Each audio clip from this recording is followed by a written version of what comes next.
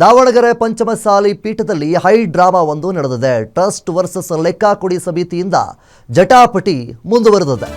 ಟ್ರಸ್ಟ್ನಿಂದ ಜಿಲ್ಲಾಧಿಕಾರಿಗಳಿಗೆ ಬರೆದಂತಹ ಪತ್ರ ಈಗ ವೈರಲ್ ಆಗಿದೆ. ಈ ಪತ್ರದ ಹಿನ್ನೆಲೆ ಜಿಲ್ಲಾಧಿಕಾರಿಗಳಿಂದ ಮಠಕ್ಕೆ ನಿಷೇಧಾಜ್ಞೆಯನ್ನು ಹೊರಡಿಸಿದ್ದಾರೆ.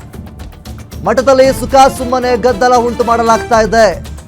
ಟ್ರಸ್ಟ್ ಲೆಕ್ಕ ಕೊಡುವ ವೇಳೆ ಚಪ್ಪಲಿ ಮತ್ತು ಬಾಟಲಿಯನ್ನೇ ಎಸೆಯಲಾಗಿದೆ. ಪರಮೇಶ್ವರ ಗೌಡ್ರು ಸ್ವಯಂ ಘೋಷಿತ ಲೆಕ್ಕ ಸಮಿತಿ ಅಧ್ಯಕ್ಷರು. ಮಾಜಿ ಶಾಸಕರಾದಂತಹ ಎಚ್.ಎಸ್. ಶಿವಶಂಕರ್ ಜೊತೆಗೆ ಅರುಣ್ ಪೂಜಾರ್, ಅಜಯ್ ಕುಮಾರ್ ಸೇರಿ ಹಲವರಿಂದ ಗದ್ದಲ ಮಾಡಿಸುವಂತಹ ಹುನ್ನಾರ ನಡೀತಾ ಇದೆ. ಈ ಹಿನ್ನೆಲೆಯಲ್ಲಿ ಮಠದಲ್ಲಿ ಕ್ರಮ ಕೈಗೊಳ್ಳಿ ಅಂತೇಳಿ ಡಿಸಿಗೆ ಟ್ರಸ್ಟ್ ಪತ್ರವನ್ನು ಬರೆದಿದ್ದಾರೆ.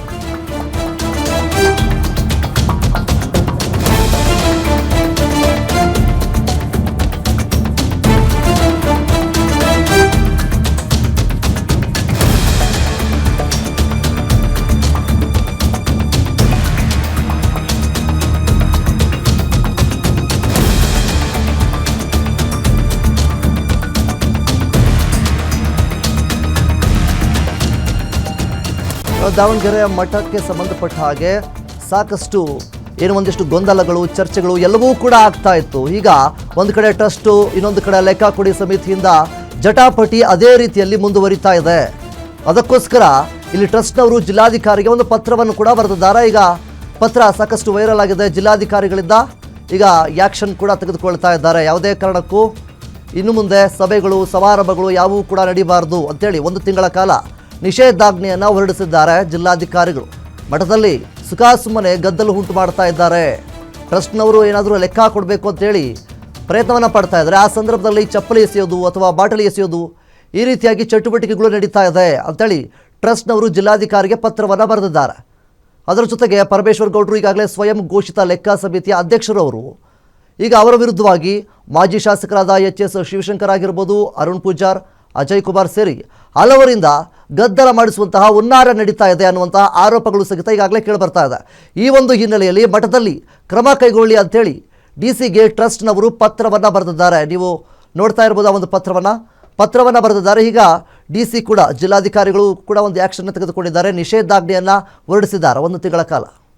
ಮೇಲಾಗಿ ನಾಕಿತವಾಗಿ ನಾವು ಅವ್ರನ್ನ ಕೇಳಿದ್ವಿ, ಅವರಿಗೆ ಕಾಲಾವಕಾಶವನ್ನು ಕೊಟ್ಟಿದ್ವಿ. ನಾವು ಇಷ್ಟೆಲ್ಲ ಮಾಡಿದರೂ ಕೂಡ ಅವರು ಯಾವುದೇ ರೀತಿಯ ಮಾಹಿತಿಯನ್ನು ನಮಗೆ ಕೊಡದೆ, ನಮ್ಮನ್ನು ಸಂಪರ್ಕವನ್ನು ಮಾಡದೆ, ಏಕಾಏಕಿಯಾಗಿ ಬಂದು ಅವರು ಬಜೆಟ್ ಮಂಡನೆ ಮಾಡಿದಂಗೆ ಮಾಡಿ ಭಾಳ ದೊಡ್ಡ ಸಾಧನೆ ಮಾಡಿದ ರೀತಿಯಲ್ಲಿ ಅವ್ರು ಕೊಟ್ಟಿರೋ ಲೆಕ್ಕ ಎಲ್ಲ ಸತ್ಯಕ್ಕೆ ದೂರವಾದದ್ದು, ಸುಳ್ಳಿನಿಂದ ಕೂಡಿರ್ತಕ್ಕಂಥದ್ದು.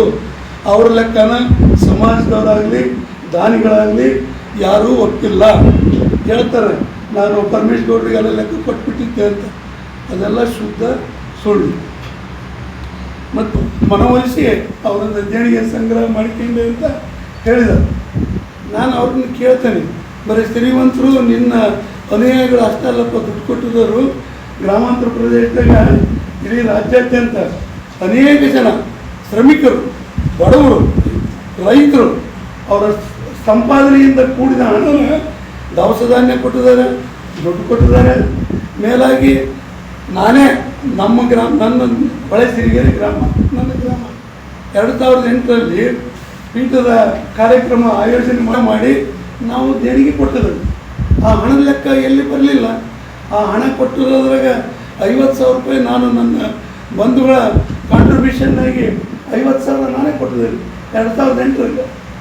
ಉಮಾಪತಿಯವರು ಹೇಳ್ತಾರೆ, ಇವ್ರಿಗೇನು ಕೊಡುಗೆ, ಇವ್ರ ಸಮಾಜಕ್ಕೆ ಏನು ಕೊಟ್ಟಿಲ್ಲ.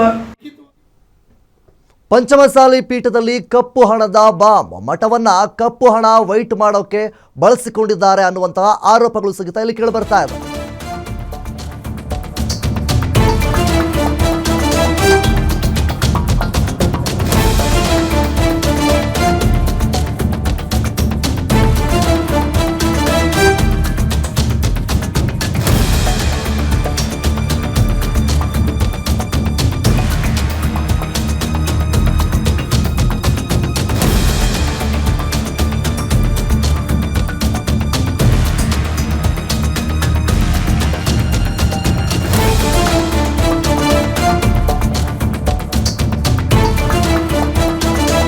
ಪಂಚಮಸಾಲಿ ಪೀಠದಲ್ಲಿ ಕಪ್ಪು ಹಣದ ಬಾಂಬ್ ಅಂತೇಳಿ ಸಾಕಷ್ಟು ಆರೋಪಗಳನ್ನು ಸಹಿತ ಇಲ್ಲಿ ಮಾಡ್ತಾ ಇದ್ದಾರೆ. ಮಠವನ್ನ ಕಪ್ಪು ಹಣ ಕಪ್ಪು ಹಣಗಳನ್ನು ಈಗ ವೈಟ್ ಮಾಡ್ಕೊಳ್ಳೋದಕ್ಕೋಸ್ಕರ ಮಠವನ್ನು ಇವರು ಬಳಸ್ಕೊಳ್ತಾ ಇದ್ದಾರೆ, ಮಠವನ್ನು ಉಪಯೋಗಿಸ್ಕೊಳ್ತಾ ಇದ್ದಾರೆ.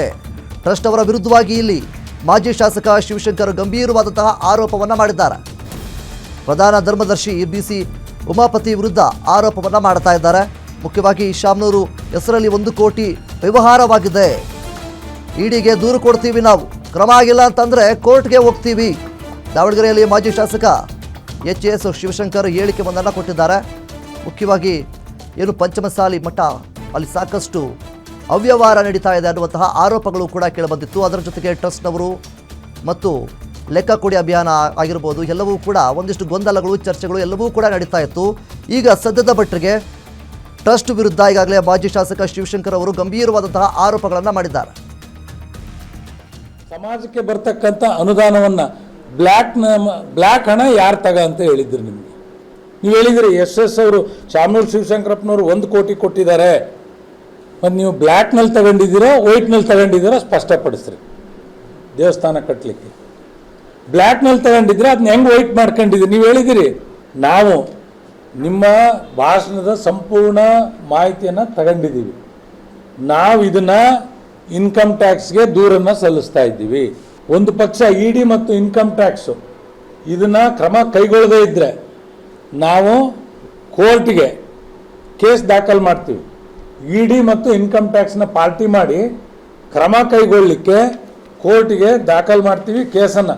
ಸಮಾಜಕ್ಕೆ ಬರ್ತಕ್ಕಂಥ ಅನುದಾನವನ್ನು ಬ್ಲ್ಯಾಕ್ ಹಣ ಯಾರು ತಗ ಅಂತ ಹೇಳಿದ್ರು ನಿಮಗೆ.